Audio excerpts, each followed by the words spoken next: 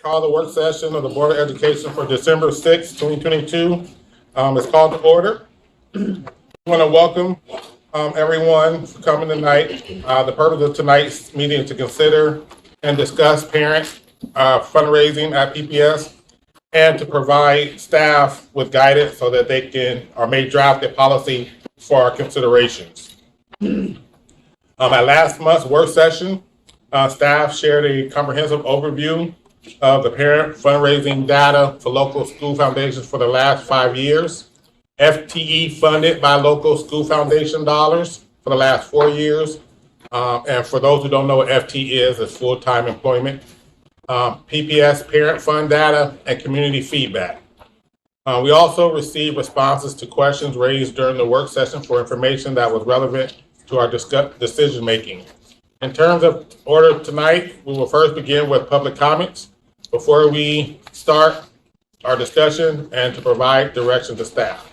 So Ms. Bradshaw, do we have anyone signed up for public comment? We'll start with Maya Puello Von Geldern. Okay. Public comment, please make sure you begin your comments as you clearly state your name and spell your last name.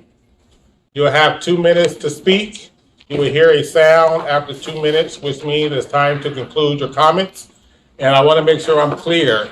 I do not mean to be rude, but at 2 minutes, I will try to cut you off. So hopefully you can make your statements wrapped around 2 minutes. All right, ready to go. Good evening, board directors, chair DePass, and district leaders. My name is Maya Puello Von Geldern, spelled M-A-Y-A, last name Von Geldern, V-O-N, capital G-E-L-D-E-R-N. My pronouns are she, her. I know that I've spoken to this in the past, but I'd like to reinforce that it is crucial that kids have equitable access to resources in public education, no matter the school they attend. One thing I've learned in speaking with parents at several Northeast schools recently is that many don't even know what foundations are. The inequity is so great that it's not necessarily about how much each foundation raises, but rather that a funding alternative even exists beyond what PTAs are raising money for field trips and coat drives and maybe school supplies. We need every school in the community to be clear about how other schools are supplementing their learning. Does Roosevelt community know that Friends of Lincoln had a total revenue of almost $855,000 for 2020? 2020. I think it was 950 something for 2018. An Alameda parent recently asked me, as she's just learning about foundations, what do I say to parents who bring up the fact that our school receives less funding than Title I, TSI, or CSI schools? My response was simple. Do you have as many fires to put out during the day as these other schools? Do you have a robust volunteer pool able to help in the classrooms each day? In schools with multi-language speakers, we need translators. In schools with high levels of students on IEPs, we need more support staff to ensure these kids are in their classrooms and learning. I mean, if a house is on fire, you're not going to get the same number of buckets of water as the house across the street that is not engulfed in flames. Some may say that the number of FTE paid for by foundations is a drop in the bucket when considering the overall budget, but it makes a difference. Every FTE position counts, so I understand that schools would be afraid to lose what they have, but it can't be that only our high SES schools have the resources to hold on to them. When foundations pay to save FTE, the pressure is off PPS and state to fully fund our schools. That's where we go back to the equity issue. There is a reason for a differentiated funding model. It's specifically to address the fact that schools simply need more support. Some schools need more support than others. Does it mean our high SES schools feel like they have all they need? No. But if those same school communities were spending the time and resources to raise money for all of our schools or to fight the state for better funding for fully funded schools, then we can really make change. Awesome, thank you. Foundation funding is not the way to do that. Thank you so much. Thank you for Next. your time. Isabel Johnson. I do want to make one correction though. I don't know, did you say chair DePass? So we have a new chair. And your chair, and I just Director Scott. Instructor Scott is just not here. No, you said he was I know, you are here. Yep. And you asked, Director Scott, you asked if we would still be here when the funding for staffing dries up after COVID, and we are here, and we are not going anywhere. Oh, okay. And then we had the applause machine. All right, Does the timer start after I say my name? Yep. Yeah, okay, great, because I did time it to 2 minutes. It should come Awesome. right in. Appreciate So, that. Thank you. Isabel Johnson, Johnson, pronouns are she, her. I am the parent of a fourth grader at Glencoe Elementary, PTA board member and certified public accountant. I am thrilled the board is looking at reforming the current clearly inequitable PPS foundation system. After watching the board at the November 4th work session, I feel encouraged and hopeful that reform might actually be possible. The current foundation system detracts from us solving the real problem. The real problem is Oregon chronically underfunds education. I would love to see radical reform of the current foundation system. I envision the elimination of local school foundations and the transformation of the fund for PPS into a lobbying body that helps PPS families advocate alongside the district and the board for more funding at the state level.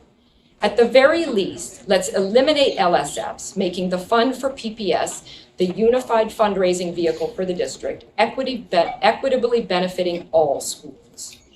Private foundations are never going to make up for critical funding shortages at the state level. There are those that say millions of dollars are at stake if LSFs are to be eliminated. But consider this, the few millions raised per year by LSFs are a drop in the funding bucket compared to the current $1.87 billion PPS budget. If even half the time and effort that goes into raising funds at individual schools could be redirected to district-wide fundraising and advocacy efforts, I feel certain millions more could be raised for our students. Millions that could be distributed fairly using the district's equity funding model. We are far stronger collectively than we are individually. Let's stop squabbling over a tiny sliver of the funding pie. We need to think big. Let's get to the root of the issue, not enough funding, and work together to solve this problem. Thank you. Awesome. Thank you so much. Thanks for sharing. Perfect. Next. Karen Dutton.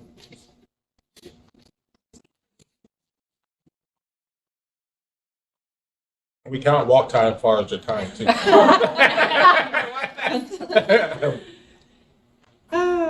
All right, good evening. Thank you for your time tonight. My name is Bonnie Zadayan, spelled Z as in zebra, Adeyan. I am the past PTA president of Richmond Elementary School. Each year, Richmond families are asked to donate money to our school's foundation in an attempt to save our teaching model. It's a big ask, especially for our working class families. The majority of families aren't able to contribute much, if at all, and those that do dig deep to make it happen, because without those funds, our program wouldn't be able to function. Being a Japanese dual language school, the majority of our students are taught by 2 teachers each day. The first taught by a native English speaking teacher, then the students switch to being taught by a native Japanese speaking teacher. Most other DLI programs keep one bilingual biliterate teacher with students all day long. There are multiple reasons for using our model, one of which is that it's more challenging to find bilingual biliterate Japanese speaking teachers than in non-Asian languages. So the core of our program lies in this 2-teacher model. The problem, however, is that the JDLI program is not properly funded. So without the fundraising efforts of our school's foundation volunteers, we wouldn't have the basic teaching positions necessary to run the program, and the program would collapse. It's important to understand our foundation is not raising funds for extra teachers, smaller class sizes, or enrichments for our students. In fact, Richmond has some of the largest student-teacher ratios in the district. We are raising funds to support the basic functioning of a language program that PPS has yet to fund properly. And when Richmond is seen as 3rd on a list of schools whose foundations raise hundreds of thousands of dollars, community members, fellow parents, and potential students' families are given an impression that one must have means in order to attend the only Japanese dual language program in PPS. This contributes to the existing equity gap, creating barriers for more diversity in the program. At the same time, foundation fundraising has become a necessity for our school, and further changes to foundation policies will leave PPS's Japanese dual language program crippled without alternative support. Thank you. We intend to continue to engage with the district to collaboratively find fundraising solutions because what's in place isn't sustainable for our school or schools across the district. Thank you. So everyone with public comment, please make sure you also email us Yes. if you haven't already done so. Excuse me, can I ask you to say your name again, because it didn't sound like it was who I called up? It's not who you call it. Yeah, it's Bonnie, Bonnie. Did you take someone else's spot that had signed up? I signed up. Yeah, she's with our school. Yeah. What is your name? This is I'm Karen. Karen Dunn. Yeah. And then the last name is Zadeyan. Normally, our practice is that the person who signs up needs to let us know that someone else is speaking on their behalf, and or if that's the person that speaks, just so we don't have confusion about who's speaking. Yeah. All right, next one. Mary Ann Walker? Hi, my name is Mary Ann Walker, and I am the president of the Foundation at Lincoln High School. We go by Friends of Lincoln. I'm also here speaking on behalf of the Riki Foundation, Alameda School Foundation, the Denaway Foundation, Buckland School Foundation, the Beaumont Middle School Foundation, and the Forest Park Foundation. I handed out a proposal to everybody because I know I won't be able to get through this in 2 minutes. But there are 7 bullet points on the front that basically describe everything that I believe that we agree on in terms of what is happening at PPS. Every school in PPS has historically underserved students. Every school in PPS does not receive the same amount of funding per student. Funds are distributed using an equity lens, and schools with the highest percentage of underserved students often receive twice per pupil funding and have the smallest class sizes. Every school in PPS is likely facing significant budget cuts in the coming years that will have an adverse impact on all students. Any proposal to limit funding without a realistic replacement is irresponsible. Every school in PPS benefits from some contribution of privately raised funds, PTA, booster clubs, and foundations. Separating our foundations without addressing all privately raised funds runs contrary to PPS stated equity goals. Given that foundations are the only mechanism currently in place that actually share equity, have an equity share. So given these circumstances and a few others that I didn't mention, we have a proposed reform. The reform is threefold, actually fourfold. Equity lens in operations. PPS shall direct local school foundations to adopt best equity practices for their fundraising efforts. There's some examples included, like offering community tickets to any event at no cost or pay what you wish. There's a list of very good items that we could enforce in terms of like events that we hold that would create access for all. And I think many of our foundations already do that. Increasing equity share of funds raised. We've modified using a sliding scale the proportions that will be given. For elementary and middle school, we'd like to give up to 10%. At the first $10,000 remains the same. And as you can see on the bulleted list, we placed Thank it. you. Thank you. Anyway, you'll see the rest of mine. Thank you very much for your time. Thank you. Emily Swanson, and she's virtual. Oh, you have mine. Hi, my name is Emily Swanson, SWANSON. My pronouns are she, her. I, like the rest of you, believe in strong public schools, and I, like the rest of you, understand that to have strong public schools, we need funding. And I, like the rest of you, am appalled by the negligence of our state legislature, which has, for the past 20 years, failed to fund our schools to a level that would provide a quality education to all our students. So I believe as a district, we need to leverage every bit of funding we can provide so that we can provide that quality education to each of our students. Every single one deserves a quality education. Every single one deserves smaller class sizes. Every single one deserves adequate funding. At the last work session, I heard questions from board members about what foundation funds were being used for and if there was a way to see measurable improvement based on that funding. I can tell you what foundation funds are used for at my kids' schools. At Cleveland, it is being used for career and technical education, helping students graduate from high school with skills they can immediately use in the workforce. At Selwood, it is being used to fund 1/3 of a teacher's salary, which allows math teachers one release period to provide tier 2 and tier 3 supports for students who have fallen behind. It is also being used to fund a part-time educational assistant who works to support some of the larger class sizes and provides pull-out reading supports for students reading below grade level. At Dunaway, we lost 2 FTE last year, so foundation funds are being used to, to hire back 1 FTE to keep class sizes more reasonable, and funding part-time EAs who work with small groups in reading and math, and allow our classroom teachers to work with individuals or small groups for students who need extra support. As for measurable results, those are hard to find, especially with the disruption to statewide testing. But when we returned to in-person learning, our principal talked to his staff and looked at the overall math scores at Dunaway and realized that things were going in the wrong direction. He asked the foundation to fund a part-time math STEAM specialist to help provide enrichment and target extra math help to certain groups of students who were not at grade level. We were only able to fund the STEAM specialist for 1 year due to FTE cuts we chose to mitigate. But I think this is an example of a principal using the available data to make informed choices for their building. Now, I've spent a lot of time staring at the heat map that shows funding and FTE per student at each PPS campus.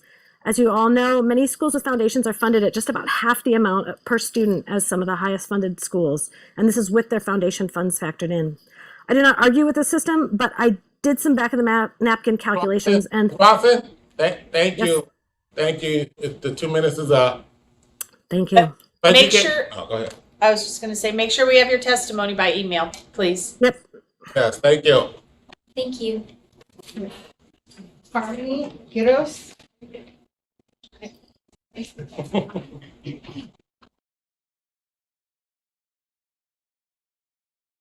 Good evening, everyone. My name is Harmony Quiroz, Quiroz. I am a former middle school math and science teacher. I work in K-12 curriculum. I have 2 kids at Atkinson Elementary. I'm a former chair of the CVRC. You see me a lot. I care a lot about what's happening in this district. I want to talk to you about our school. Atkinson is a school effectively outside of the foundation system. We don't raise enough funds to purchase staffing. Our demographics mean we don't receive a grant from the Fund for PPS Schools, nor do we have Title I status. Some foundation supporters say that changing the foundation policy would hurt all students. This is fundamentally untrue. Atkinson and many other schools in the middle, the vast majority, will be effectively unchanged. For our school, we're better off if we band together for district-wide advocacy to the state legislature or for a district-wide foundation to ensure that all schools are supported. I would further argue that the foundation system does more harm than good. It devalues the district's equity policy. It says to families and students that being in a wealthier, whiter school means you have more power.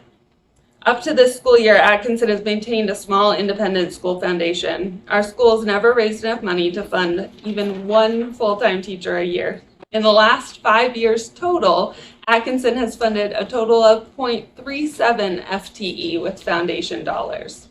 While all teacher time is valuable, this amount over 5 years is negligible at best.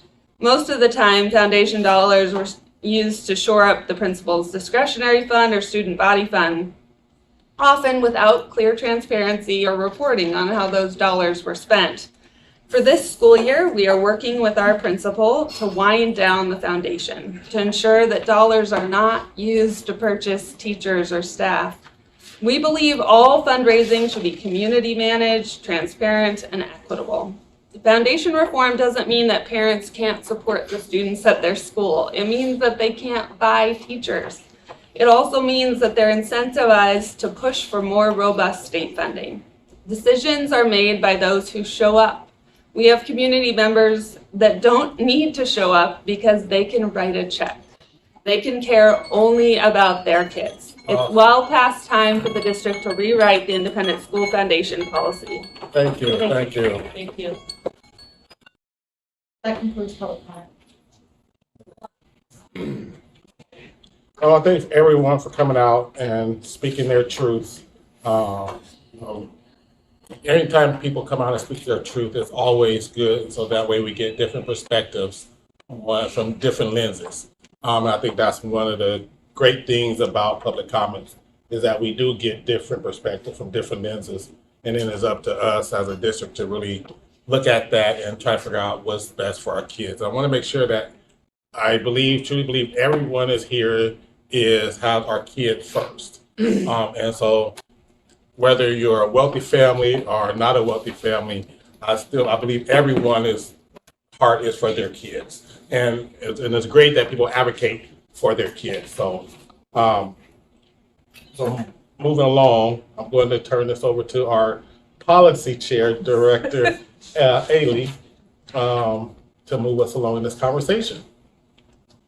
All right, I'd like to remind the board of the guiding questions that we are looking to answer, which will inform staff of what we would like to see in a draft policy. So we're gonna have this discussion tonight, and then from here, the policy team will take the direction of the full board and begin crafting a policy.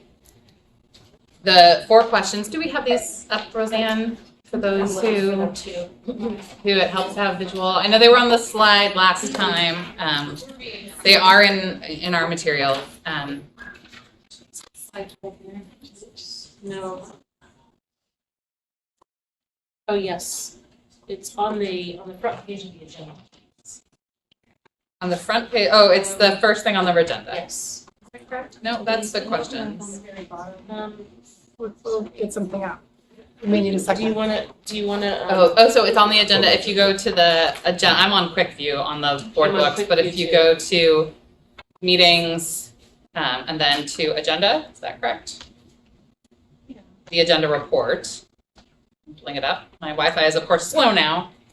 You can see the 4 Yes. questions there on the bottom of the agenda report. And so these 4, so if you need it visually, you have it there. I'm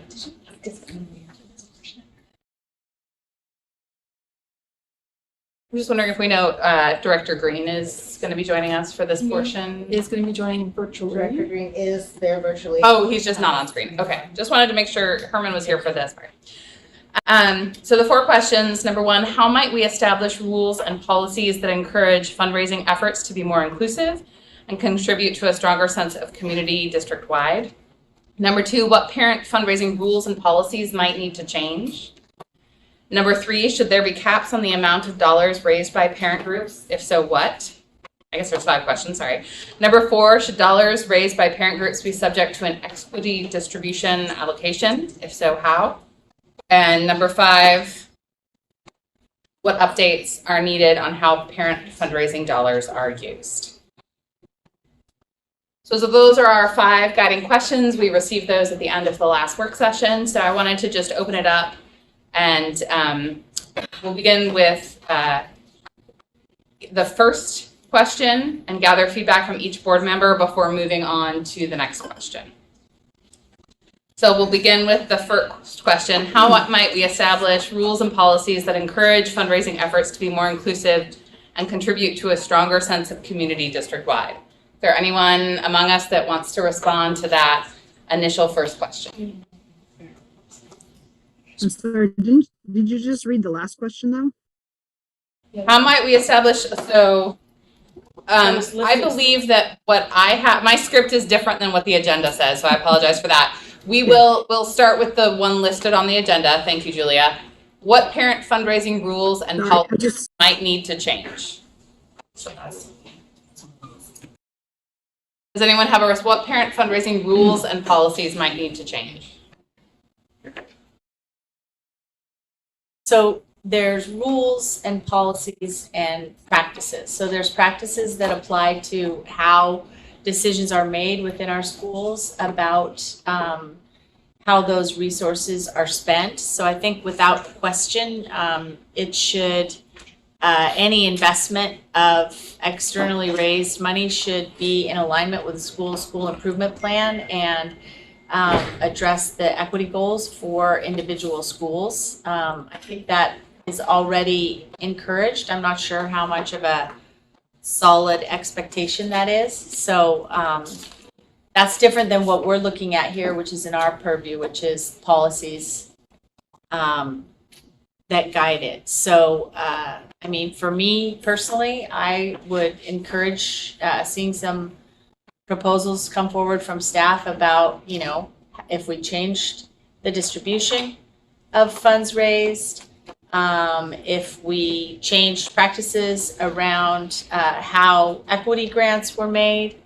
And then, you know, the big hairy outlier that pertains to our rules and policies, which is how might any of these changes and improvements apply to other entities that exist in our individual schools and in our district ecosystem, whether it's booster clubs, PIL, PTA, you know, all sorts of other external sources of support. That's just a couple things, get us going. Yeah, I think, you know, as we look at the whole constellation of school-based fundraising, several different kinds have been named tonight, and we know that there's a lot of, I mean, how do we continue to encourage parent involvement? How do we continue to encourage fundraising for student experience? And how do we do so in an equitable manner are the things I'm most concerned about.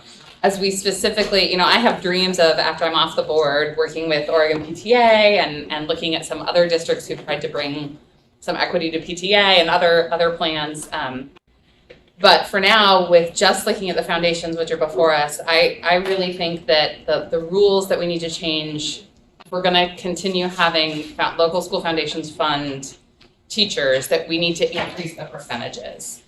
So that would be the rule change that I would like to see, is an increase in the percentage that goes to the equity fund. And we've had all sorts of conversations about what that might look like on the policy committee with people in the community, everything from, you know, a 50-50 split. So for every, you know, $1 raised in a school, 50 cents would go to the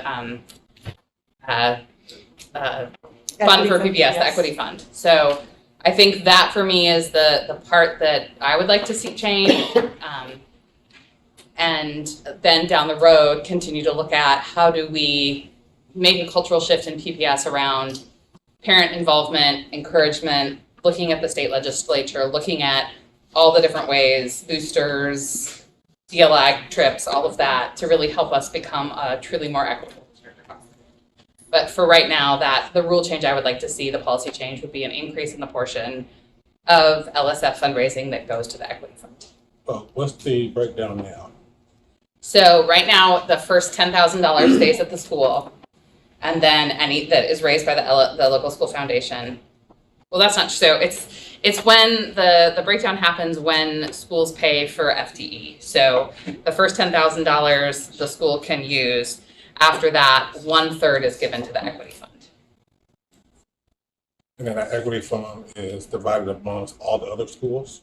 It goes to, right now, goes to schools with 15% free and reduced and 40% historically underserved. But for example, this is something that I would like to see examined, is what are our criteria for You've had a chance to those speak. grants. We don't have a lot of time, so I want to make sure we get to hear from everybody else. So Michelle, did you have any thoughts Director on? Burns, did you have more questions No, about that district? Yeah, I'm gonna. What So are there specific so rules just- around what parent fundraising rules and policies might need to change? Yeah, Do you have any thoughts on that? I do. I first of all just want to say that I'm not anti-fundraising. I think fundraising is a great way to support your schools. I also see the inequitable outcomes, and they bother me. And in fact, when I was looking through the packet, the schools in my zone aren't in the room necessarily, aren't really represented here in a way that's equitable. And I was very conscious of that, and it saddened me. So I've also tried to do the math on whether an increase in the amount given to the equity fund would make a difference, but it's proportional. And so we're going to up the proportion, and we're still going to result in inequities if the math that I did is correct. The other thing I want to say is just buying people leaves a really bad taste in my mouth. I think I would really like to see a mechanism in place that allows the schools that need help to purchase FTE. I don't think it's an equitable system right now. Even though the amount per student is more in title schools, the fundraising piece still is not bringing equity. It's not an equitable outcome. What do you mean, the equity grants piece? The Or- equity grants piece aren't ever nearly enough to purchase even a half of a teacher. So I think it's, the question for me is, should some of our schools in our district, our higher SES schools, be able to buy FTE? And if yes, then should all of our schools be able to buy FTE? I think for me that this conversation is a little hard to like pinpoint what rules and policies I think might need to change. I think that's significantly because like it feels almost a bit like chicken before the egg. I want to understand we've heard a lot of proposals. We have this one right here. We've also heard like in public comment today, transitioning the entire fund for PBS into an advocacy body. We've heard universal foundations at the last one. We've heard a single foundation for everyone in the district. I think I don't know if we can really make a decision until we necessarily understand how viable each of those plans are. And so I guess my response to this question is I think we need a little more information, maybe a little more feedback, especially from donors in terms of like, let's say we transition to a universal foundation and everyone operated under the same one. What is that going to do to the amount of money that we raise? Is it going to significantly detriment the amount of money we raise? Is changing the policy for foundations going to drive more money into PTAs which have no equity-based dollars, which obviously also can't buy FTE, but I feel like I need a little more information on like what each of these proposals look like in function, and then maybe a little feedback from like these schools that do have these very high functioning foundations. How is that going to change the outlook of the money that you can raise and the good that you can do for your students? And I think that's been the conversation we've been having at policy, and we sort of have been stuck, which is why we've moved to the school board work session to sort of, I think Michelle captured it really well, to talk about some of those higher level issues, because I think one of the things I've heard in all of my time with Foundation, this sense that it's buying FTE something we really want to do. And I heard you say, did you say it's icky, or I can't remember what word you used, but yeah. I can't either, but it leaves a bad taste in my mouth when we purchase people. So that's kind of the higher what it is, level. purchase staff. So less about the specific impacts. I think we can guess that some folks will continue to donate to the Fund for PBS. Some folks will choose to keep their dollars at their local school and donate to other places. Some folks may choose not to donate. So we can't necessarily predict that, but that's sort of when you look at fundraising, kind of a trend. I want to, Michelle, I want to make sure we get I just want to, everybody a chance to answer this question. everybody, I agree, and I also have something to say. I wanted to say that I have asked for modeling out different scenarios, and I think that would be really helpful. So we have a model, we model it out to see what potential outcomes are. Gary, did you have a response to what parent fundraising rules and policies might need to change? Herman, did you have any response to the question, what parent fundraising rules and policies might need to change? I do not. Julia? Thank you. So I feel like as a public school system, that if our schools need additional FTE,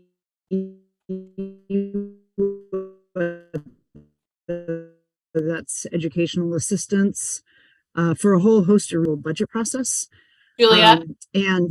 Julia, You're breaking up a little bit. Would it be possible for you to turn off your video? yeah, I do not know if that's is it better now? It's better right now, yes. Yeah, so I was just saying, as a public school system, I think PPS should provide the additional FTE if it's needed. Because right now we have lots of examples of the school foundations purchasing FTE, say, for example, education assistants, and they have those in the classroom. However, other schools that rely on the district to provide them have open positions.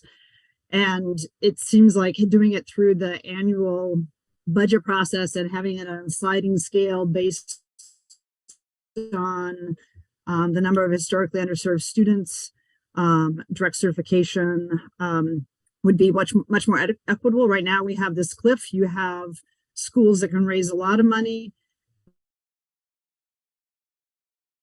You have get a very small grant. It was $10,000 to $15,000 last year. for this year for the district. And then there's these schools in the middle that don't get any.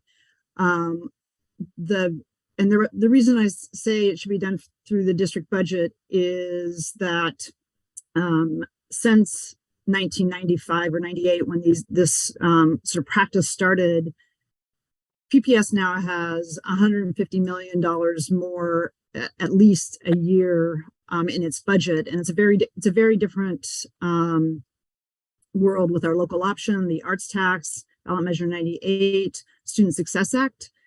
So that's one thing. So I think it should be done through the budget process, and that we shouldn't have the purchase of FTE. But I do believe that schools have made the case that there's students who are not being served through the current funding formula.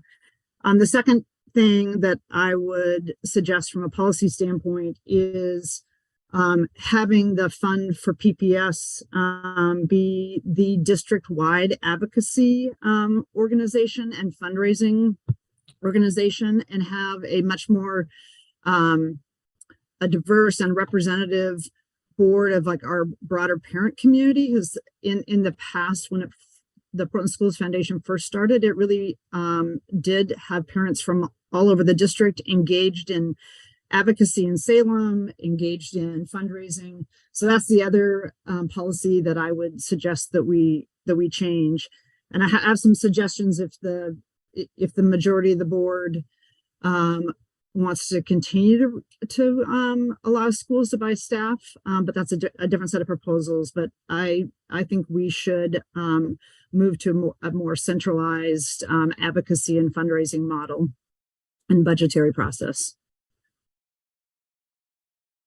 Dr. Scott, or Andrew, did you have any thoughts on this question? What parent fundraising rules and policies might need to change? Yeah, and I guess I want to make a little bit of an overview, but I'll be quick, Director Lowry. But I think it's important to put these in context as we go through these questions. And I apologize that I wasn't able to be there in person. And let me know if I'm breaking up, because I am traveling. I guess I just want to say at a high level, I mean, and I'm going to say two different things, so I hope people stick with me through both these. I really do believe fundamentally that allowing wealthy schools to fund additional FTE that our low STS schools are not able to fund, it's unfair. And I think going beyond saying it's unfair, I think we need to call it out as inherently racist. And it's racist because of the impact that it has on our underserved, in particular, our Black and brown children in the district. Full stop. And with a big underline, I think we need to acknowledge right up front, I want to acknowledge, I'll speak for myself, that no one in this situation has done anything wrong. And this is something that as we have this racial equity focus, as we look at dismantling systemic racism in our district, those who have raised money to support their schools, they have done so to increase student achievement for students in their schools. And it's not just for their own kids, but it's for all the kids in that school, including the underserved students. And I think someone mentioned earlier in testimony that every single one of our schools has underserved students, and those students have benefited from some of this fundraising that's gone on. And I think we're in a space, I hope we can be in a space where we can acknowledge the and both of this situation. There is an inherently systemically racist policy that is on the books. And the people who have been doing this they're not doing anything wrong. And I will be honest, I think one of the things that has troubled me about the conversation that I'm hoping we can break out of is this sense of us versus them, right? That it's like, oh, we can't talk to that group or we can't talk to that group. And it's becoming divisive rather than thinking about how we make it inclusive. And I'm just going to maintain my optimism in this. I really think we have an opportunity to have a community conversation. I think we have an opportunity to find compromise. I think we have an opportunity to collaborate. I want to make sure that this community conversation has everyone at the table, because I think if we do so, I am really convinced that in Portland Public Schools, and this is not true everywhere, and I think we do acknowledge that this is not true in other communities, but in our community, I want to think, I have to believe that it is virtually universal that people want to apply a racial equity lens to how we approach public education. It is virtually universal that we want to have equity funding models, that we want the schools most in need to be getting the most resources so that we can serve the kids who most need them. And I really do think that's a universal principle. So the question for me, and I'm finally going to loop back to the specific issue you asked Director Lowry in terms of rules and policies is how do we have this conversation and make rules and policies in a way that everyone understands why we're doing it, what we're doing, and the reason behind it is not really to punish anybody. It's actually to help, right? And I you know, one of the things, and I'll admit I didn't know this until, you know, a couple of years ago when we first started digging into this issue. I assumed most school districts allowed parents to raise money for FTE, and I was pretty shocked to find out that Portland's an outlier. And I think that's a really important thing we need to continue saying. Like other large urban districts, they do not allow this practice. And a lot of them also, you know, have, you know, successful ways that they raise money, successful ways that they bring people together. And so I really do feel like we can get there. So I will say, and this question in terms of rules and policies that might need to change, I really am interested in hearing more from the community and having that help shape the policy process as we move forward. So what I'm saying tonight, I reserve the right to sort of, you know, change that as we go through and hear from folks. But I do think the issue of not allowing individual school foundations to fund FTE at their school directly is something I'm interested in looking at. I'm gonna pair this with sort of the next question, right, about caps on the amount. I'm really curious whether there's a solution here that says we still will allow fundraising, but when we talk about equitable fundraising, maybe that's where we put the caps in. Maybe that's where we say no school can raise more than X dollar amount. But no school can raise up to that X dollar amount unless every school in our community has been able to either raise or have contributed that dollar amount. And I haven't done the math on this to know if it works, but like, wouldn't it be interesting? And this goes back to, I'm gonna reiterate that Oregon underfunds our schools dramatically. And while there have been lots of efforts to help that over the years, they've plugged the hole, they haven't fixed it. And the fact that we have more resources as a district does not mean it does not account for either the increased costs that we experience or the increased needs that we've seen over the last few years. And again, both those things can be true. But, you know, assuming that Oregon will continue to not prioritize education, I wish I could be more optimistic about that, but I'm not. Wouldn't it be interesting if we could have a system where every single school gets an initial $100,000? And with that $100,000, every single school could buy an FTE, they could buy educational assistance, they could provide, you know, field trips for their students. But every school would do that. And that means some schools would raise $500,000 and some schools might raise 10. But every school in the end would end up with the same amount that we could, you know, go. And even as I'm saying that, I'm thinking about equity formulas, and maybe actually we need to look at that as well. So I'm open to those ideas. But I am interested in restricting our ability to fund FTE, maybe not eliminating it, but trying to figure out ways that we can make it more equitable. And I'll stop now. Thanks for letting me talk. Yeah, thank you for moving us on to question 2. I'm going to go back, reverse order of what I did last time, and then if someone is like a driving need to speak, we can do that. Julia, did you have a response to question 2? Should there be caps on the amount of dollars raised by parents, groups, and if so, what? I'm going to pivot back to my other answer that I believe as a public school system, the district should provide that through its budgeting process. And that we do have, I believe, the funds to do that. So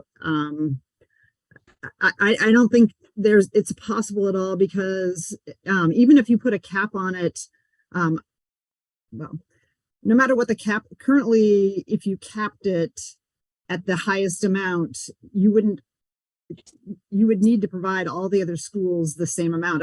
Otherwise it wouldn't be an equitable, because we already have an equitable funding formula. So I would rather have us use our budget process than continue the practice and put caps on it, because I think it's just perpetuates the practice. So does that mean there's no parent? Right, No funds raised by parents whatsoever. For LSF. No, LSF no, I'm sorry. I'm speaking specifically on caps on the dollars amounts for FTE. I don't think you can cap separate 501c3s, but I do think the district can control we definitely can control the amount of money that is raised to purchase staff, because they can't purchase staff without PPS actually facilitating the transaction. What I would, if I may, I would argue that you can,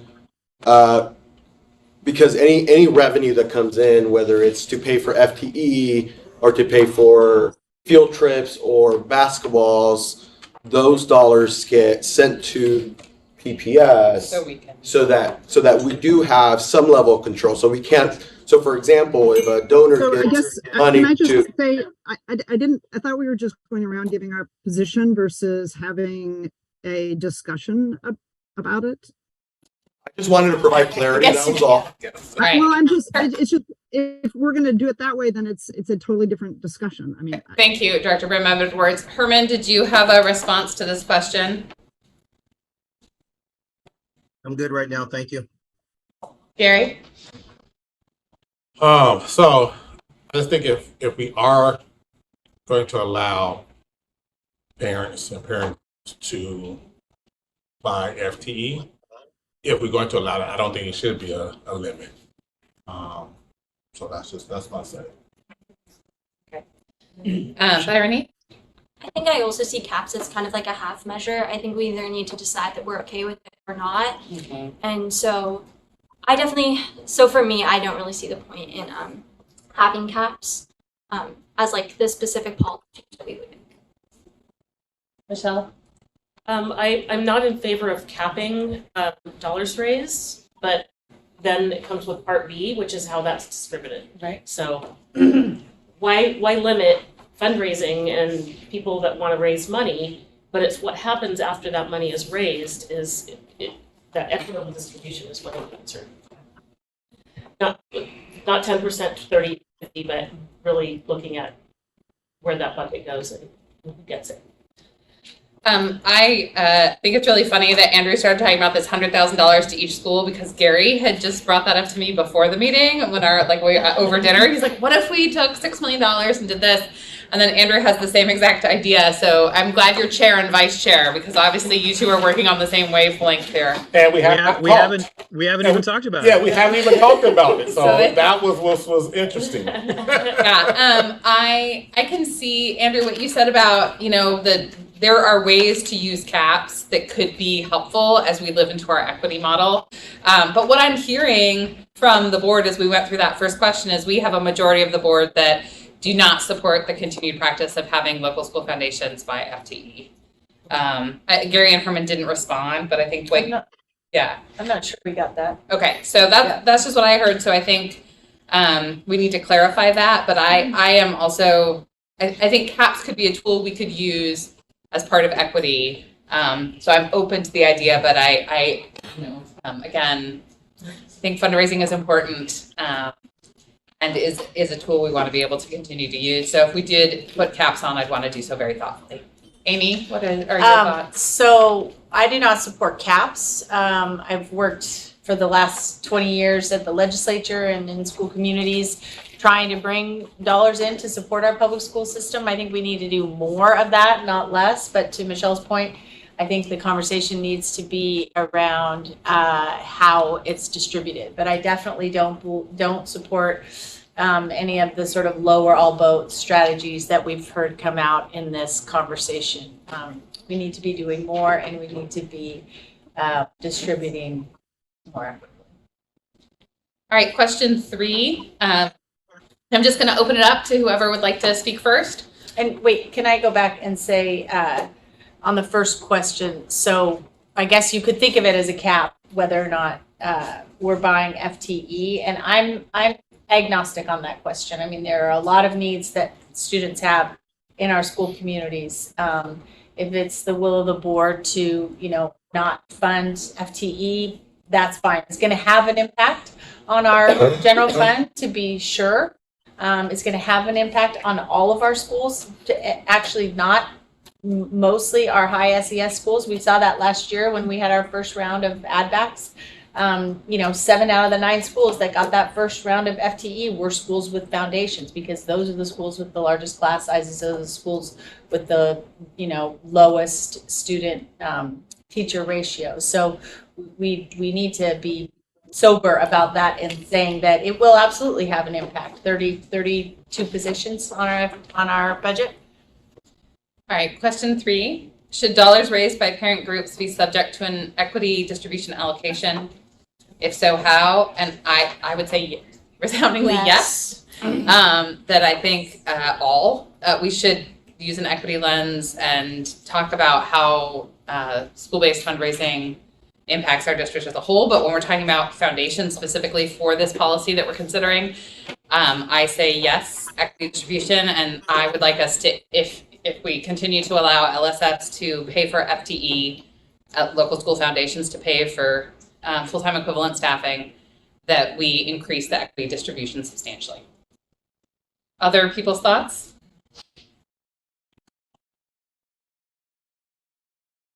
I agree. Yeah, I'm hoping that we all concur with that one. I mean, we can't all of our goals are centered around our equity-based funding model. We focus everything upon this foundational idea and this movement for our district face and moving forward towards a more equitable school district. And I think if we don't stand with that position in everything we do, then we can't really uphold any of those values in anything we do.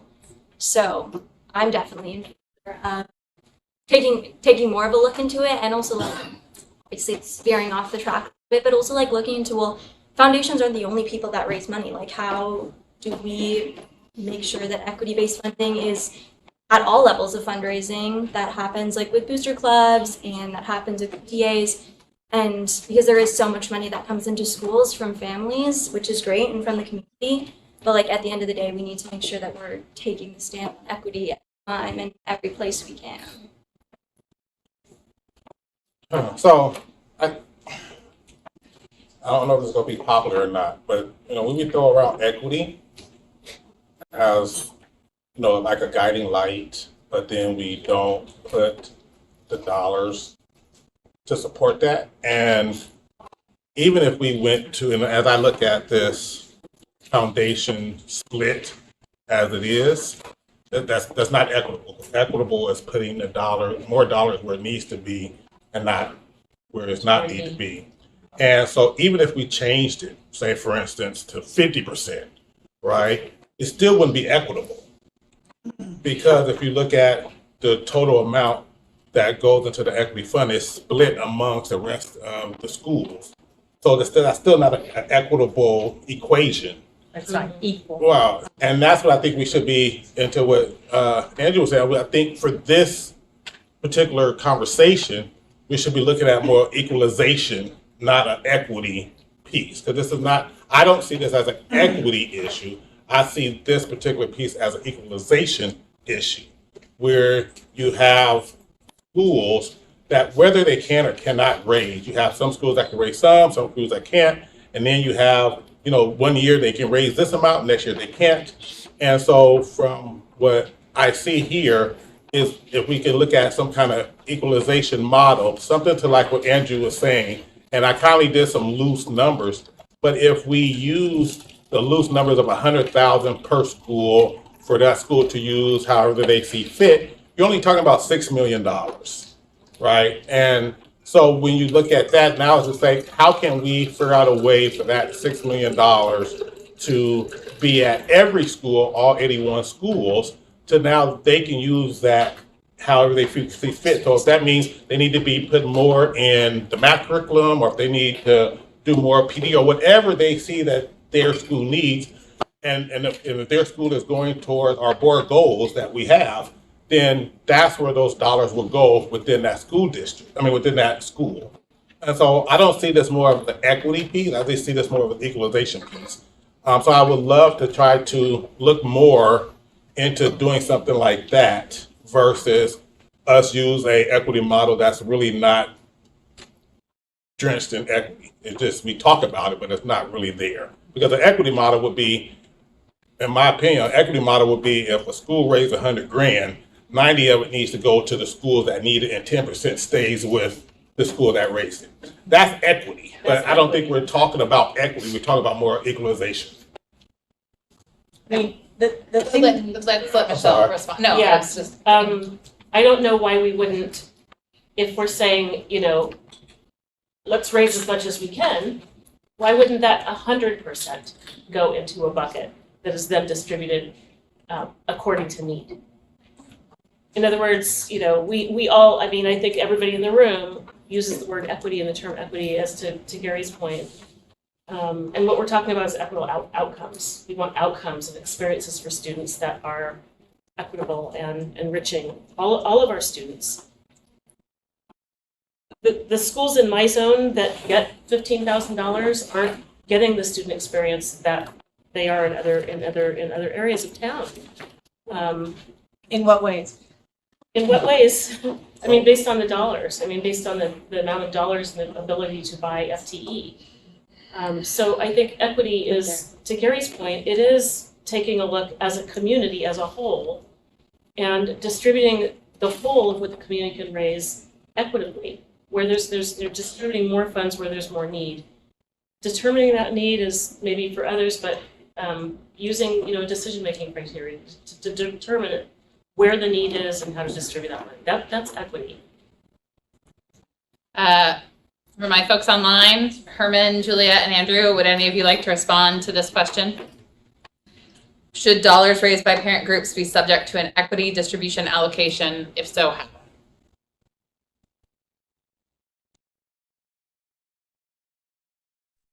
So I don't have any. Oh, sorry. I was just going to say I don't have anything more than what's been said. Appreciated the conversation. Yeah, I have sort of similar thoughts to Gary, because just saying, well, 1/3 goes to an equity fund just by labeling it equity does not make it equitable, because we had, for example, an elementary school that raised $337,000, and yet our schools with the greatest need got $10,000 to $15,000. And then some schools that actually have a fair number of historically underserved students or students not at benchmark also got nothing. So the definition of equity is really important. I also think it would be great, just a recentering to read, for people to read through the notes from the 2 roundtables that occurred, and then the third discussion with the parents of Martin Luther King, because it was a great discussion, and I think the notes capture sort of the perception of what it feels like to be on the receiving end of the, you know, $10,000 grant that doesn't really feel like equity. And I thought it was a, you know, great discussion by groups and voices that aren't often heard, you know, in the you know, in the boardroom or the district discussions. Herman, did you have a response to this question? I don't. I'm actually just enjoying the conversation. It is worth listening to. All right, question 4. What I think I responded to that question. Yes, you did. Equity You responded distribution. immediately after me. That was the second one, but that's fine. Go ahead. Do you want to add something else, Amy?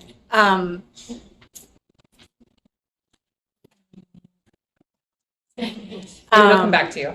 Okay. Question number 4, what updates are needed on how parent fundraising dollars are used? So I have heard what I have written down from what I have heard from people saying, just as we look at this question about updates.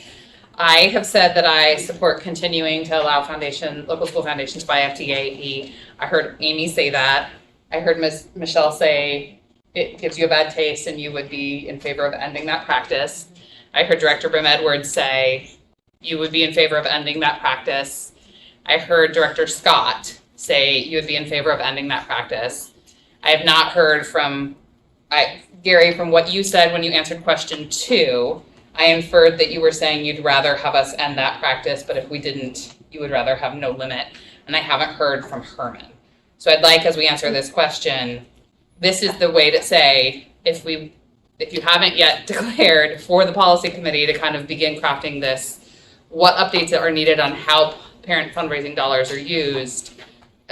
This is just looking at foundations for this moment, whether or not you want to update it to end the practice of being able to buy FTE.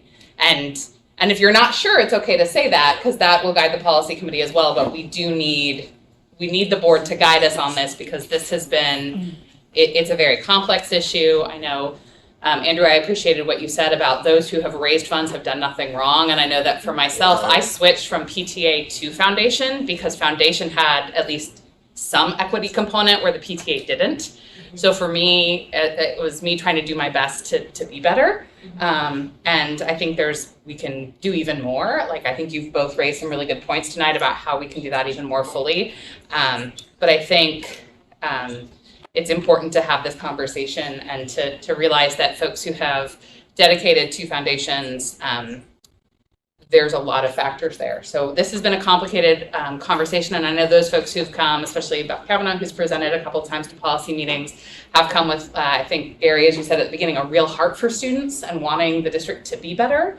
And so we as a board need to give some clear direction to the policy committee so that we can, in fact, begin to write a policy that does better for all of our students and creates a more inclusive, more robust community. So, and I did not say unequivocally that I would necessarily support that. I said if that's the will of the board, then I think there are a lot of other uses to within continue schools. having. Yeah. Okay, so to continue to. This is sort of the heart question. What updates are needed on how parent fundraising dollars are used? So I think I would say that when it comes to foundation, I think I would be in support of continuing to allow FTE to be fundraised. So I wouldn't say there needed to be an update on how parent fundraising dollars are used. What are other people's thoughts at this time? Haley, could you repeat that? I'm sorry, you cut out for me just for 1 second. Yes, I support, I said no updates at this time, that I support continuing to allow local school foundations to buy FTE. I would, add in that the equity distribution needs to be increased, that we could look at caps, that we need to reform how that happens, but I wouldn't update or change how local school foundations are able to use their dollars. Thanks. What I would update is that those dollars are used to specifically support their historically underserved students. So for example, a school like Lincoln that has a large number of historically underserved students and yet has about the lowest per student funding in the district, it's very difficult to find supports for the Black Student Union, to find supports for all sorts of other things, because they don't have the staffing in the school that other schools have. So whether it's part of the school improvement plan or, however you put the guardrails, I would support having it be very explicit that those funds are used within those school communities to really support the kids who need it. And hopefully that's already practiced, but it's not universal.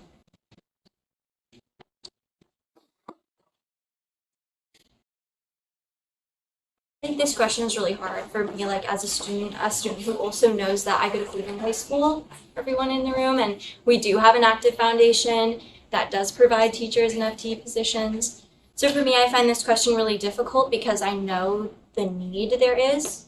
I think ultimately for me, the decision over whether or not we should continue to let foundations raise for FTE, I think unequivocally there's a problem with the equity distribution model. I think I would like to really come back to this conversation of like equalization versus equity, because I kind of disagree a little bit with like, let's promote an equalization of funds, but I think that's a topic for us to discuss at another time. But ultimately I think it's a fact that we can all accept in this room that that this district is not funded fully, and that because of that, the district is unable to fully fulfill the FTE required. And so I think that it would just be very detrimental to students if they were to lose the FTE that we have. And so beyond, obviously there's so many problems with the way we run foundations, and I think those are the focus rather than where we have the money. That was And really, so I guess, yeah, thanks. So I guess the short answer is no, I don't think there should be any changes to how we use the dollars. Yeah. So what I'm hearing you say is you'd like to see the practices reformed, but not an update to the dollar usage. Yeah, I think that if we reform the practices, then like parent funds should be able to fund teacher salaries. Yeah. Because we need So teachers. Heather- We need Fast. teachers. Yeah, I'm gonna let Michelle go, Julia, and then we'll come back to you. We need teachers, and we still have a system that disproportionately impacts students of color. And so, when we were at Harvard and we had this question zero, I was looking for question zero in this series of questions. I have a hard time answering what updates are needed on how the dollars are used without thinking back to that first question of whether or not we allow foundations to buy FTE. So you would update it to be the foundation for FTE? Yes, I would. But I think that the foundational question is whether or not it's a yes or no question about buying FTE. Right. And then there's an operation question. So intent to, goal, and there's a strategy gap there, and how do we get to the goal? And the goal would be equitable experiences for students. Equitable experiences, equitable access to teaching staff, librarians, media specialists, music teachers, etc. All right, well, Julia, I heard you pipe in there. Yeah, I was gonna say, the update I would say is I think we should move away from funding FTE. I do believe that having school-based parent groups having a say in what they fundraise for is really important in collaboration with their principal, whether it be, because different schools have different traditions and priorities, whether it's, all third graders always go on this, one particular field trip, or we have affinity groups we want to support, or some particular after school activities, or, art supplies. So I don't think, especially in many of our schools where it's not a large sum of money, it is important for parents, working with the principal and staff to be able to identify what might be a unique need at their school, and be able to fundraise, against those priorities. But again, I would I think funding FTE is a district responsibility. Andrew? Yeah, I mean, just to maybe this doesn't need clarification, but just to sort of put it out there, I don't have any problem with people with money being raised to support FTE. I have a problem with money being raised to support FTE in an individual school because of the inequitable impacts. And so I guess maybe that's just a clarification. And it kind of comes back for me of, Oregon funds per student capita kind of right in the middle, and we get results that are sort of right in the middle. That shouldn't surprise anybody. And if we have a governor and a legislature that continue to, to deprioritize education, not fund the quality education model, and I want to be clear, the funding levels we're talking about, they do include things like the Student Success Act. They do include the Arts Fund. They do include these other things. We're still right there in the middle and getting the results we expect. In the absence of leadership from the state, I don't have any problem with the local community, whether it's through a levy, whether it's through individual fundraising, buying additional FTE that the state should be supporting, and they failed to do so. I just have a problem if they're doing it only at their individual schools. So you would have a district-wide foundation that could buy FTE that was then distributed through our equity lens. I mean, that sounds good if we can achieve it. Great. I want to also offer, so in schools where there's a first-year principal, there's a knowledge gap. Yeah. And in talking to this, school communities in Zone 2, I'm not against talking to other schools, but I'm just making an effort right now to really connect with principals and administrators in these buildings. There's a huge knowledge gap with PTAs that there's even a funding foundation out there. Principals, also first-year principals, are trying to get their feet under them, might not be able to advocate, might not understand how this works, how to advocate for their students. And so there's a huge knowledge gap. A large number of the people I talked to in school buildings didn't understand the foundation because they didn't have one and aren't proximate to it. That's what we heard a little public comment about. I mean, that's evident in all of our emails. So I want to hear from Herman and Gary on this question. I want to apologize. I have to leave at 7:30. My daughter's Christmas band concert is tonight. I wasn't even supposed to be at this meeting, but I'm going to leave at 7:30 so I've got 13 minutes so I can catch her performance at 7:45. She's a senior. This is my last chance. So Herman and Gary.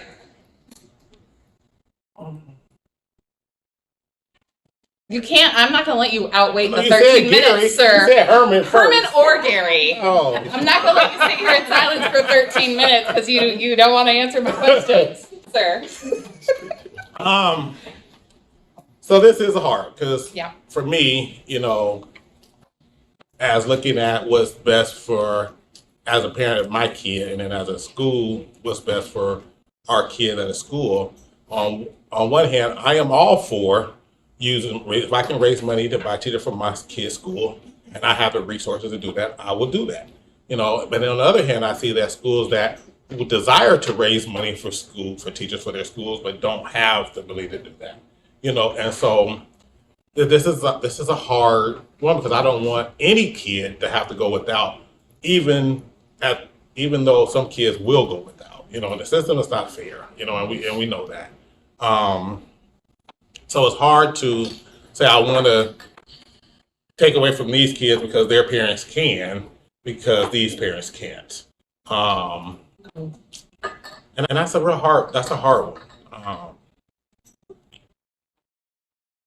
I guess I would look at it like this: if we do decide to, you all right? Yeah. Okay. Sorry. If we do decide to start moving away from funding FTE, I will want to make sure we have a mechanism to backfill that funding that we're not using. I know that probably didn't answer the question, but that's an answer. Just a clarification, when you say backfill, do you mean the parent equity fund for schools that would normally receive it, or backfill the absence of the fundraising? Like from the general fund? Well, no, I don't know. No, I'm not saying where it comes from. I'm just saying if we're going to look at taking away FTE from any school, then we should be looking at how to replace, not FTE just at that school, but making sure those other schools have FTE as well. And I'm not saying where the funding coming from, and I'm like Andrew, I'm like, I love looking at I would love looking at the levy piece and seeing how we could use that to do something and I'm going back to the equalization piece, because once again, if you're talking about equity, we don't really fund equity like we talk about. It's a good word to throw around. But if we're talking about equalization piece, I would love to look at the levy piece to see if that could be a way to provide those schools with that. So, and I do believe that principals and the school and the teachers in that school will know what to use those funds for, and I believe they'll use them for the right purposes. So that's my answer. Just 10 seconds on an informational point. Yeah. I know you know this as a reminder, but we are providing as a district 4 to 7 extra FTE on average to our designated schools. So, and I know we're only looking at local school funding, but it's hard not to look at holistically how we resource our schools so that we have an equitable resource management approach. So, because Director Hollins just named another opportunity that could be out there. The last thing I would want to do is disenfranchise families from supporting the school system for all students. And so building in another 100 FTE in a local option to spread around schools in the middle that aren't benefiting from either end, to have some capacity to address focal students in their school communities and experiences as well. That's schools in the middle piece. That's really critical here because you see the huge differential in our staffing on the heat map. And I've already heard from one of those schools tonight as well. Yeah. Yeah. All right, Herman. All right, I guess the reason I'm struggling with all this, and I'm just listening, I'm taking it all in, is because to say that we shouldn't do it is taken away from needs in other places, and I'm looking at it from the perspective of people are raising money because there's an obvious need that we as a district aren't filling. We're not meeting, or we're coming up short, or whatever the case might be. And then it rubs me the wrong way because it seems to me that the PWI schools, the predominantly white schools, are the ones that are benefiting, and we have other schools that could use it, but don't have access to that level of funding. People aren't giving, they don't know they can give, whatever the reason. There's a wide variety of reasons as to why it's not happening. But at the end of the day, they're coming up short. So not only do they not have as much as some of these more affluent schools, they don't even have the ability, or they don't know they have the ability to raise or get this extra funding. And so therefore they're even shorter. But to say to do away with it says that I'm taking away from other kids in other areas that there's a need there as well. I'm struggling with this whole thing. I've just been doing a lot of listening. I don't want to be the one that says, yeah, go ahead and cut the baby in half. And then that way we both get a half. And then, because then I'm still hurting somebody. And so I feel like what I'm trying to look for is how do we address the issue versus this is a Band-Aid. The foundation piece is simply a Band-Aid. How do we attack the issue from a programming perspective to make sure that all of our schools are getting the same level of programming, the same level of staffing that they need so that they can be a fully functioning school and kids aren't trying to leave one school and go to another school. Or I'm just, this is a much bigger issue to me. And so, yeah, I don't know how to adequately weigh in and really make it meaningful. Do we need to do something? Yes. What is that? I'm not sure. I'm not sure what the answer is. I know we need to stop talking about equity, because equity says that some schools aren't going to get anything and that other schools are going to get a lot more. So we definitely need to stop throwing the equity word around because it's just not something that we're doing. And so we need to be, if we're trying to go equalization, then go say equalization. But I do think we need to stop saying equity, because equity means that we're going to raise this money, we're going to do this stuff, and the school that we in theory raised it for, they don't need it as much as the school down the street. So therefore we're going to give the box to them so that those kids down the street can get it. And the moment you do that, then the funders that we're giving, they stop. That's another reality, because this isn't something that people have to do. So if you say, well, we're going to tell you what to do with your money and we're going to make it go here, otherwise you're not doing it, well, then you're not doing it, because they'll stop giving or they'll figure out another way to circumvent the system so that they can get done what they want done. And so now we're creating thieves or creating criminals. And so I don't want to be responsible for that either. So Thank you. So what I'm hearing, sort of just to help me as policy chair as we move in, we still got one more question, but sort of I'm going to just check in with folks to see if you're hearing what I'm hearing. I said no update. I'm cool with LSF still raising FTE. What I've heard from Amy is yes, and let's really focus in on our historically underserved and making sure that we're filling in those sort of gaps at our high SES schools and at our not middle schools, but schools in the middle.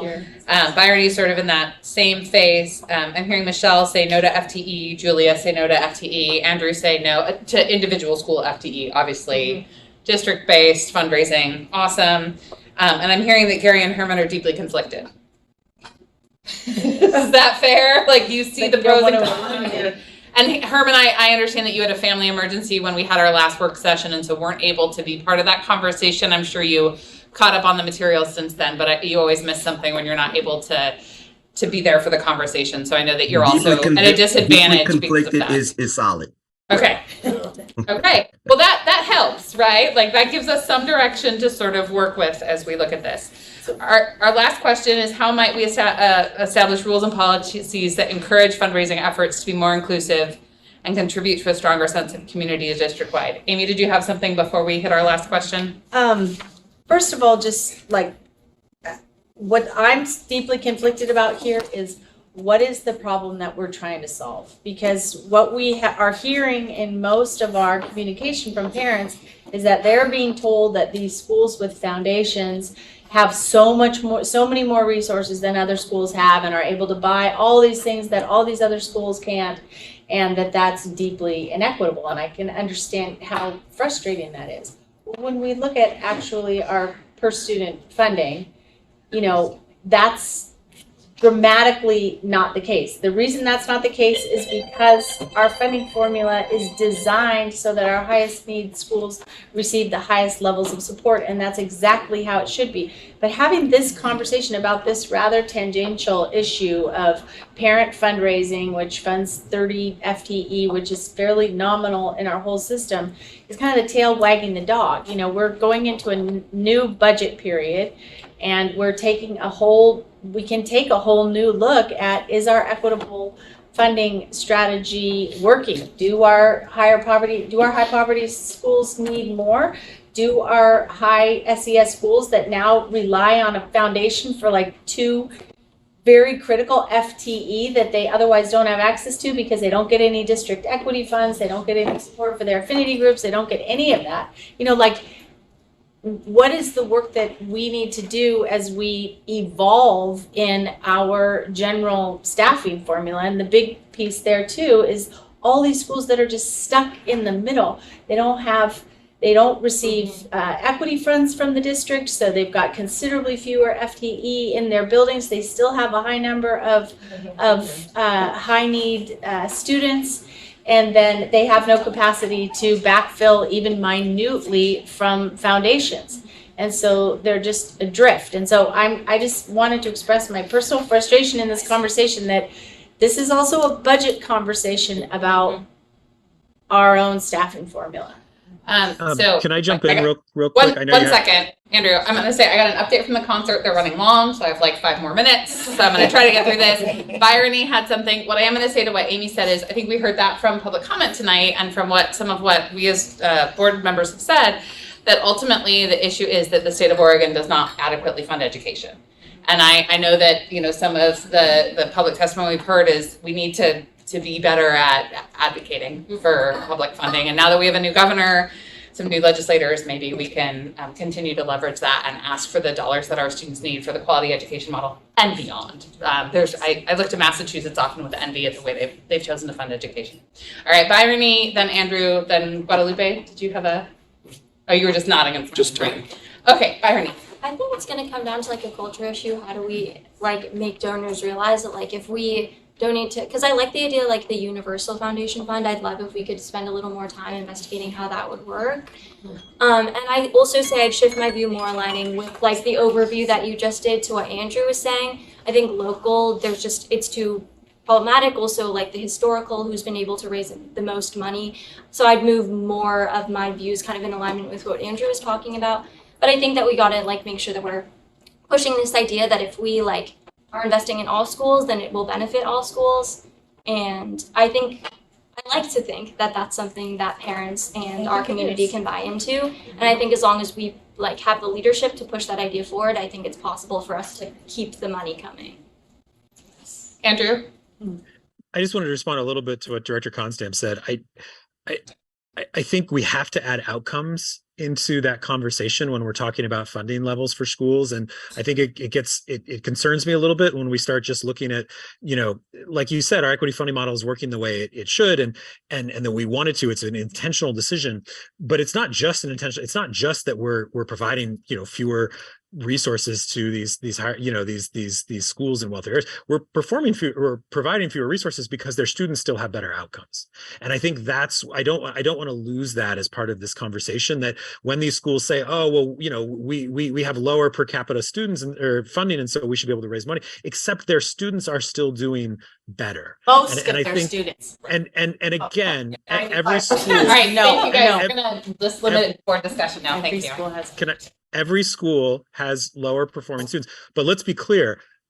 The students at our lower performing schools are across the board doing worse as well. So if we're going to say, oh, well, these higher performing schools have a few students that need the help. Well, at our lower performing schools, there's lots of students that at another school might be doing better and they're not. So I mean, I just, you can't divorce that funding conversation from the outcome conversation. And I'm worried from your comments that that's what we were doing. Director Brim Edwards had a request that we get through the last question. So how might we establish rules and policies that encourage fundraising efforts to be more inclusive and contribute to a stronger sense of community district-wide. I'm gonna have to leave during this question, but I will watch all the responses on the recording. Director Brim-Edwards. Thanks. So first, I think early on in the discussion with the policy committee, Jonathan and Robin had some really great ideas about putting aside for a moment the discussion about FTE, of great ideas of ways to make our fundraising more inclusive of the school community. And I would hope that we would bring those forward. They were also in a draft of a document that was brought for the committee last year, but I think they are great ideas for us to really send a message that this isn't just an activity for a small group of people or those people who can afford it, because most of the fundraising is also actually community building. And then the second piece, I would suggest that we look at the district foundation and look at examples of Beaverton, Hillsborough, Salem, other districts where they raise money district-wide, and also then use that sort of their boards, which have sort of a representative group of parents on it. They also use that as the platform for volunteers, for advocacy, but really utilize that as the sort of gathering place and convening place for our sort of collective efforts together, versus it being, 100 different PTAs or PTOs or foundations, but we have one place. And then with a broader, more diverse board, what that does is it, gets more people across the city involved, and then they can also then go back into their own schools and engage their school communities. And so we're less siloed as a district in terms of fundraising and our advocacy. Awesome. So I want to hear from the Director Lowy, because she's about to leave. So let me hear her thoughts on number 5. Well, I think there's a lot of really great things out there. Seattle has tried some things to more or less success. I think we have to be really careful in not being paternalistic or thinking that, okay, this school that is a wealthier, brighter school is going to fix this other school. So how we do this in partnership and collaboration really matters. But I agree with Director Brim-Edwards that what Robin and Jonathan brought forth were some really great ideas. And I think how we have conversations, Michelle, like you said, there's a knowledge gap often. And I know sometimes, like a PTA or a foundation doesn't, they end because there's not someone willing to take it over, and then there's a gap of time, and then people try to resurrect it. So how do we sort of have some supports? And I think one of the interesting things is, how we look at as a district, how do we fund the staff that deal with the fund or deal with fundraising? That's going to be something we have to consider. If we're asking for community engagement or supports around these things, we're going to have to think about funding those so we can build capacity in those areas. So I would think about that as part of how we might be more inclusive and contribute to a stronger sense of community. It might be hiring staff to focus on fundraising as part of our community development and community engagement strategy in partnership with the fund. Awesome. Thank you. Okay, we need to go. I know. Okay. What a great concert. All right, so we're going to move to Director Constant. I totally agree with everything Ailey just said. I would love to do that for the Fund for PPS. And also there's some really good, very specific ideas in this proposal that we got from parent groups. So I'd like to see those incorporated in Jonathan and some of our policy proposals that come back. And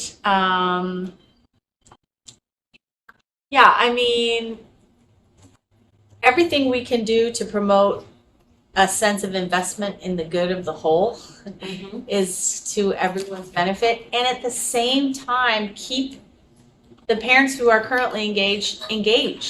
You want to have, there was some public testimony that said, people are writing a check and they're not going to Salem. Well, my experience in the last 20 years has been oftentimes those are the same people. I've been down at the legislature advocating for funding every single session since 2002. And we have a lot of invested parents, but we need to keep them invested, which means we also need to keep their kids in public school, which is part of this whole conversation. All right, I'm gonna go to Director Scott. I don't have anything to add that hasn't already been said. Director Green. I've got nothing. There's a first time for everything. Director DePass. Yeah.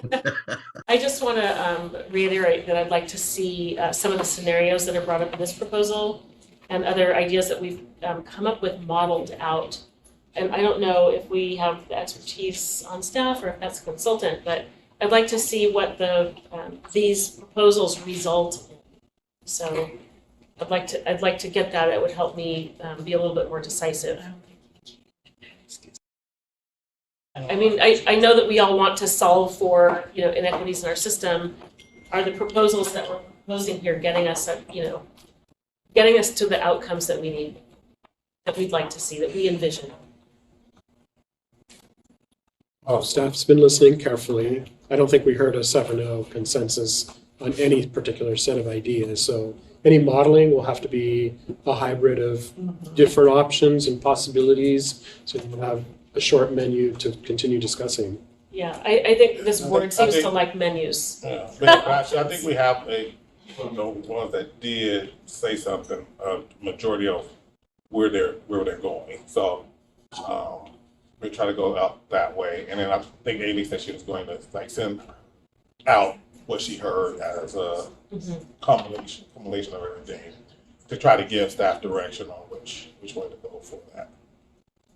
Okay, any other questions, comments, concerns?